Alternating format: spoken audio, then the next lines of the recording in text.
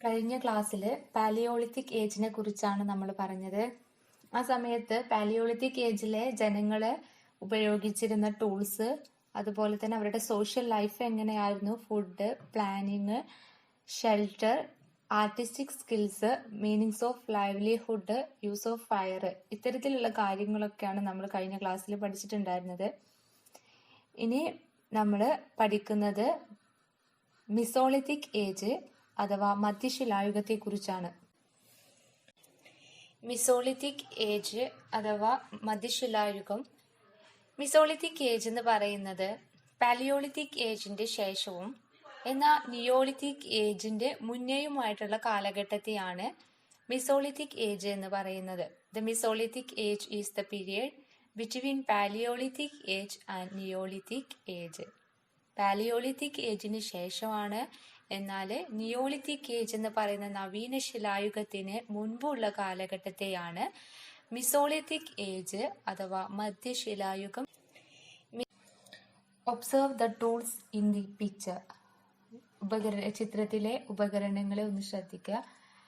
ഇത് മിസോളിത്തിക് ഏജിലെ ടൂൾസുകളാണ്. മിസോളിത്തിക് ഏജിലെ ടൂൾസ് ആണ് കാണിച്ചിട്ടുള്ളത്. ഈ ടൂൾസിൽ നിന്നും നമ്മൾ പഠിച്ചു പാലിയോളിത്തിക് ഏജിലെ ടൂൾസ് എങ്ങനെയായിരുന്നു നമ്മൾ പഠിച്ചിട്ടുണ്ടായിരുന്നു. ആ ടൂൾസും മിസോളിത്തിക് ഏജിലെ ഈ ടൂൾസും തമ്മിൽ എന്തൊക്കെ വ്യത്യാസങ്ങളാണ് ഉള്ളത് എന്നാണ് നമുക്ക് പഠിക്കാനുള്ളത്. ഇവിടെ നിങ്ങൾ പാലിയോളിത്തിക് ഏജിലെയും മിസോളിത്തിക് ഏജിലെയും ടൂൾസുകൾ കാണുന്നുണ്ട്. പാലിയോളിത്തിക് ഏജിൽ നിന്നും മിസോളിത്തിക് ഏജിലേക്ക് വന്നപ്പോഴേക്കും ഒത്തിരി മാറ്റങ്ങൾ എന്തിലുണ്ടായിട്ടുണ്ട്, ടൂൾസിൽ സംഭവിച്ചിട്ടുണ്ട്. ഈ രണ്ട് പിക്ചറുകൾ തമ്മിൽ കമ്പയർ ചെയ്യുന്ന സമയത്ത് നമുക്ക് കാണാൻ പറ്റുന്നുണ്ട്, പാലിയോളിത്തിക് ഏജിലെ, അതായത് പ്രാചീന ശിലായുഗത്തിൽ നിന്നും മിസോളിത്തിക് ഏജിലേക്ക് മധ്യശിലായുഗത്തിലേക്ക് വന്നപ്പോഴേക്കും ടൂൾസിൽ വന്ന മാറ്റങ്ങൾ എന്തൊക്കെയാണെന്ന്. How are they different from the tools of the Palaeolithic age? പ്രാചീന ശിലായുഗത്തെ തുടർന്ന് മധ്യശിലായുഗത്തിലേക്ക് എത്തിയപ്പോഴേക്കും എന്തൊക്കെ മാറ്റങ്ങളാണ് ആയുധങ്ങൾക്ക് അല്ലെങ്കിൽ ടൂൾസ് ഉപകരണങ്ങൾക്ക് വന്നിട്ടുള്ളത്? മിസോളിത്തിക് ഏജിലെ അഥവാ മധ്യശിലായുഗത്തിലെ ടൂൾസ് നോക്കുന്ന സമയത്ത് നമുക്ക് മനസ്സിലാക്കാൻ പറ്റുന്നുണ്ട്, ദേ are small stone tools with sharp point. അവ വളരെ സൂക്ഷ്മവുമാണ്, അതുപോലെ തന്നെ മുനയുള്ളതാണ്. പക്ഷെ പ്രാചീന ശിലായുഗത്തിലേക്ക് അഥവാ പാലിയോളിത്തിക് ഏജിലേക്ക് നോക്കുന്ന സമയത്ത് ഉപകരണങ്ങൾക്ക് ഇത്തരത്തിലുള്ള ഷാർപ്പ് പോയിന്റോ അല്ലെങ്കിൽ സ്മോൾ സ്റ്റോൺ ടൂൾസോ ഒന്നും ആയിരുന്നില്ല. മിസോളിത്തിക് ഏജിന്റെ സ്പെഷ്യൽ ഫീച്ചർ എന്ന് പറയുന്നതും എന്തുതന്നെയാണ്, വളരെ സ്മോൾ ആയിട്ടുള്ള സ്റ്റോൺ ടൂൾസ് യൂസ് ചെയ്യുന്നതും അതുപോലെ തന്നെ ഷാർപ്പ് പോയിന്റ് ഉള്ള ടൂൾസ് യൂസ് ചെയ്തതുമാണ്. Small stone tools with sharp point, സൂക്ഷ്മവും മുനയുള്ളതുമായിട്ടുള്ള ശിലായുധങ്ങൾ ഉപയോഗിച്ചു എന്നുള്ളതാണ് മിസോളിത്തിക് ഏജിന്റെ സ്പെഷ്യൽ ഫീച്ചർ എന്ന് പറയുന്നത്. ഇനി നോക്കുക, നമ്മൾ പറഞ്ഞു ദേ are small stone tools with sharp point, അതായത് സൂക്ഷ്മവും മുനയുള്ളതുമായിട്ടുള്ള ശിലായുധങ്ങളാണ് മധ്യശിലായുഗത്തിൽ ഉപയോഗിച്ചിരുന്നു എന്നത്. These types of tools were used in the period subsequent of the Paleolithic age. പ്രാചീന ശിലായുഗത്തെ തുടർന്ന് ഇത്തരം ആയുധങ്ങളായിരുന്നു മിസോളിത്തിക് ഏജിൽ ഉപയോഗിച്ചിരുന്നത്. അതുകൊണ്ട് തന്നെ this age is known as Mesolithic age. ഈ കാലഘട്ടത്തെയാണ് മധ്യശിലായുഗം എന്ന് അറിയപ്പെടുന്നത്. ഏത് കാലഘട്ടത്തെയാണ് മധ്യശിലായുഗം എന്ന് അറിയപ്പെടുന്നത്? They are small stone tools with sharp point. These types of tools were used in the period subsequent to the Palaeolithic age. This age is known as Mesolithic age. പ്രാചീന ശിലായുഗത്തെ തുടർന്ന് സൂക്ഷ്മവും മുനയുള്ളതുമായ ശിലായുധങ്ങൾ ഉപയോഗിച്ചിരുന്ന കാലഘട്ടത്തെയാണ് മധ്യശിലായുഗം എന്ന് അറിയപ്പെടുന്നത്. മിസോളിത്തിക് ഏജിലെ ടൂൾസുകൾ നമ്മൾ കണ്ടു. ഇവിടെ ഒരു ക്വസ്റ്റ്യൻ നിങ്ങൾ നോക്കുക. What could have been the uses of these tools? ഈ ഉപകരണങ്ങള്, അതായത് മിസോളിത്തിക് ഏജിലെ ഈ ഉപകരണങ്ങള് മനുഷ്യർ എന്തിനെല്ലാം ആണ് ഉപയോഗിച്ചിട്ടുണ്ടാവുക? ഈ ഉപകരണങ്ങള് മനുഷ്യർ എന്തിനെല്ലാമാണ് ഉപയോഗിച്ചിട്ടുണ്ടാവുക? നോക്കുക, ഫസ്റ്റ് പോയിന്റ് പുസ്തകത്തിൽ കൊടുത്തിട്ടുണ്ട്. To hunt animals by fastening to a pole. കമ്പിൽ കെട്ടി മൃഗങ്ങളെ വേട്ടയാടാന്. എന്താ പറഞ്ഞിട്ടുള്ളത്? To hunt animals by fastening to a pole. കമ്പിൽ കെട്ടിയിട്ട് മൃഗങ്ങളെ വേട്ടയാടാൻ വേണ്ടിയിട്ടായിരുന്നു ഉപകരണങ്ങള് ഉപയോഗിച്ചിട്ടുണ്ടായിരുന്നത്. മറ്റെന്തിനൊക്കെയാണ് ഉപയോഗിച്ചിട്ടുണ്ടാവുക? Next point, to throw down animals and other things. എനിമൽസിനെയും മറ്റു വസ്തുക്കളെയും ഒക്കെ തന്നെ എറിയാൻ വേണ്ടിയിട്ട്, അതായത് എനിമൽസിനൊക്കെ എറിയാൻ വേണ്ടിയിട്ട്, എറിയുന്നത് എന്തിനാ? നമ്മളെ ഹണ്ട് ചെയ്യുന്നതിന് വേണ്ടിയിട്ടൊക്കെ ആയിട്ട് എനിമൽസിനെ എറിഞ്ഞു വീഴ്ത്താൻ വേണ്ടിയിട്ടൊക്കെ ഇവരെന്ത് യൂസ് ചെയ്തിട്ടുണ്ടായിരുന്നു? ഈ ടൂൾസ് യൂസ് ചെയ്തിട്ടുണ്ടായിരുന്നു. To throw down animals and other things. എനിമൽസിനെയും മറ്റു വസ്തുക്കളെയൊക്കെ തന്നെ എന്ത് ചെയ്യുന്നതിന് വേണ്ടിയിട്ട്? എറിയുന്നതിന് വേണ്ടിയിട്ട്. Next point, to remove skins from the hunted animals. വേട്ടയാടി പിടിച്ച മൃഗങ്ങളുടെ സ്കിന്ന്, അതായത് തൊലി എന്ത് ചെയ്യുന്നതിന് വേണ്ടിയിട്ട്? വേർപ്പെടുത്തുന്നതിന് വേണ്ടിയിട്ട്. തൊലി എന്ത് ചെയ്യുന്നതിന് വേണ്ടിയിട്ട്? വേർപ്പെടുത്തുന്നതിന് വേണ്ടിയിട്ട്. ഒന്നുകൂടി നോക്കുക. First point, to hunt animals by fastening to a pole. കമ്പിൽ കെട്ടിയിട്ട് മൃഗങ്ങളെ വേട്ടയാടാൻ. Second point, to throw down animals and other things. എനിമൽസിനെയും മറ്റു വസ്തുക്കളെയൊക്കെ എറിഞ്ഞു വീഴ്ത്താൻ വേണ്ടിയിട്ട്. Third point, to remove skins from the hunted animals. വേട്ടയാടി പിടിച്ച മൃഗങ്ങളിൽ നിന്നും എന്ത് ചെയ്യാന്? സ്കിന്ന്, തൊലി വേർപ്പെടുത്താൻ വേണ്ടിയിട്ട്. Changes in the human life in Mesolithic period. മധ്യശിലായുഗത്തിലെ മനുഷ്യന്റെ ജീവിതത്തിൽ വന്ന മാറ്റങ്ങൾ എന്തൊക്കെയായിരുന്നു? Hunting become extensive. First point പറയുമ്പോൾ ഹണ്ടിങ് ബിക്കം എക്സ്റ്റെൻസീവ്. മധ്യശിലായുഗത്തില് വേട്ടയാടല് വ്യാപകമായി.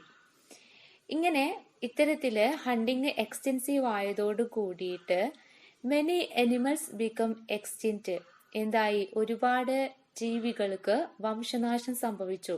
എക്സ്റ്റിൻറ്റ് മീൻസ് വംശനാശം സംഭവിച്ചു. പിന്നെ man discovered new sources of food in this period. മനുഷ്യര് ഈ കാലഘട്ടത്തിൽ തന്നെ ഭക്ഷണത്തിന് വേണ്ടിയിട്ട്, ഫുഡിന് വേണ്ടിയിട്ടുള്ള പുതിയ പുതിയ സോഴ്സുകൾ കണ്ടെത്തി, പുതിയ പുതിയ ഉറവിടങ്ങൾ കണ്ടെത്തി. അങ്ങനെ മനുഷ്യരെ എന്ത് ചെയ്തു? ദേ ഏറ്റ് എഡിബിൾ ഗ്രാസ്, ഡോൾഫിൻ, ഓട്ടർ, വെയിൽ, ഫിഷസ് ആൻഡ് സോ ഓൺ. അവര് ഭക്ഷ്യയോഗ്യമായിട്ടുള്ള പുല്ലുകള്, ഗ്രാസ്, ഡോൾഫിനുകളെ, അതുപോലെ തന്നെ ഓട്ടർ, നീർനായി, അതുപോലെ വെയില്, തിമിംഗലത്തെ, ഫിഷസ്, മറ്റുള്ള മത്സ്യങ്ങളെ ഒക്കെയും തന്നെ അവര് ഫുഡില് ഉപയോഗപ്പെടുത്തി, ആഹാരമാക്കിയിട്ട് മാറ്റി.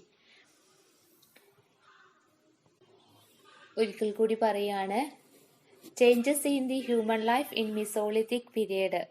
മധ്യശിലായുഗത്തിലെ മനുഷ്യന്റെ ജീവിതത്തിലെ മാറ്റങ്ങൾ എന്തൊക്കെയായിരുന്നു എന്ന്. അതായത് പാലിയോളിത്തിക് ഏജിൽ നിന്നും മിസോളിത്തിക് ഏജിലേക്ക് എത്തിയപ്പോഴേക്കും ഉണ്ടായ മാറ്റങ്ങൾ എന്തൊക്കെയായിരുന്നു എന്ന്. First point, hunting become extensive. വേട്ടയാടുക എന്നുള്ളത്, വേട്ടയാടൽ എന്തായി? വ്യാപകമായി മാറി. ഇത്തരത്തില് വേട്ടയാടൽ വ്യാപകമായതോട് കൂടിയിട്ട് തന്നെ മെനി എനിമൽസ് ബിക്കം എക്സ്റ്റിങ്ക്റ്റ്. ഒരുപാട് ജീവികൾക്ക് വംശനാശം സംഭവിച്ചു. Third point, man discovered new sources of food in this period. Mesolithic age കാലഘട്ടത്തില് ഭക്ഷണത്തിന് വേണ്ടിയിട്ടുള്ള പുതിയ പുതിയ ഉറവിടങ്ങള് മനുഷ്യർ കണ്ടെത്തി. ദെൻ ദേ ഏറ്റ് എഡിബിൾ ഗ്രാസ്, ഡോൾഫിൻ, ഓട്ടർ, വെയിൽ, ഫിഷസ് ആൻഡ് സോ ഓൺ. അവരെന്ത് ചെയ്തു എന്നാ പറഞ്ഞത്? ഭക്ഷ്യയോഗ്യമാണെന്ന് തോന്നിയിട്ടുള്ള എഡിബിൾ ഗ്രാസസ്, അവര് പുല്ലുകള്, അതുപോലെ തന്നെ ഡോൾഫിനുകളെയും നീർനായകളെയും തിമിംഗലത്തെയും മറ്റു മത്സ്യങ്ങളെയും ഒക്കെ എന്ത് ചെയ്തു? ഇവര് ആഹാരമാക്കിയിട്ട് മാറ്റി. ഇതാണ് പാലിയോളിത്തിക് ഏജിൽ നിന്നും മിസോളിത്തിക് ഏജിലേക്ക് വന്നപ്പോഴേക്കും വന്നിട്ടുള്ള മെയിൻ ആയിട്ടും മനുഷ്യന്റെ ജീവിതത്തിൽ ഉണ്ടായിട്ടുള്ള ചേഞ്ചസ് എന്ന് പറയുന്നത്. ഈ ഫോട്ടോയിൽ നിങ്ങൾ കാണുന്നത് മാമത്ത് എന്ന് പറയുന്ന ഒരു അനിമൽസിനെയാണ്. നിങ്ങളുടെ പുസ്തകത്തിൽ കൊടുത്തിട്ടുണ്ട് മാമത്ത് റിട്ടേൺ, മാമത്തുകൾ വീണ്ടും വരുന്നു എന്ന് പറഞ്ഞിട്ട് അവിടെ കൊടുത്തിട്ടുണ്ട്. ഈ മാമത്ത് എന്ന് പറയുന്നത് എലഫന്റ് ഫാമിലിയിൽ, അതായത് ആനകളുടെ കുടുംബത്തിൽപ്പെട്ട ഒരു അനിമലാണ് മാമത്ത് എന്ന് പറയുന്നത്. ഈ മാമത്ത് എന്ന് പറയുന്നത് നമ്മൾ പറഞ്ഞു മിസോളിത്തിക് ഏജിലെ ജനങ്ങള് ഹണ്ടിങ് വളരെ എക്സ്റ്റെൻസീവ് ആവുകയും അതോട് കൂടിയിട്ട് ഒത്തിരി മൃഗങ്ങൾക്ക് അനിമൽസ് എക്സ്റ്റിങ്ക്റ്റ് ആവുകയും ചെയ്തു എന്ന് പറഞ്ഞു, വംശനാശം സംഭവിച്ചെന്ന് പറഞ്ഞു. അത്തരത്തില് വംശനാശം സംഭവിച്ചതിന് ഒരു ഉദാഹരണമാണ് ഈ മാമത്ത് എന്ന് പറയുന്നത്.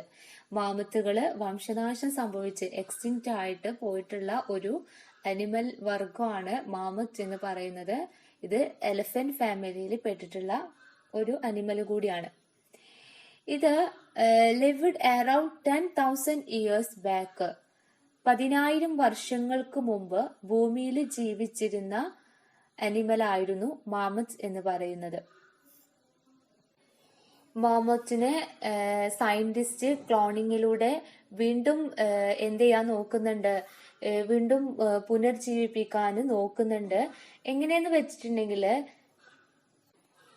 2013 2013 സൈബീരിയയിൽ നിന്ന് മാമത്തിന്റെ കാർഗാസ്, അതായത് ജീർണിച്ച ജഡം കിട്ടിയിട്ടുണ്ടായിരുന്നു.